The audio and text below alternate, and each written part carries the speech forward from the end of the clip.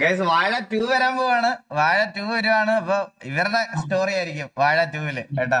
അപ്പൊ nice ആയിരുന്നല്ലേ guys. പക്ഷെ ഞാനിവിടെ ദുബായ് കണ്ടോണ്ടാന്ന് തോന്നുന്നു കേട്ടാ. ദുബായില് ഞാനൊരു അത്യാവശ്യം മറ്റേ ഒരു കുറച്ച് എക്സ്പെൻസീവ് ആയിട്ടുള്ള ഒരു തിയേറ്ററിലാണ് പോയി കണ്ടത്. അവിടെ ടിക്കറ്റ് ഉള്ളായിരുന്നു.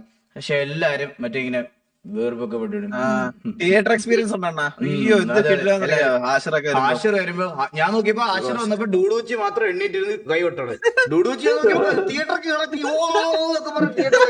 എനിക്കൊരു 5 പേരുണ്ടായിരുന്നു. ഞാൻ പിന്നെ എണ്ണീറ്റേനെ. പക്ഷേ നമ്മ ഒറ്റയ്ക്ക് എന്ത് ചെയ്യാൻ പറ്റും?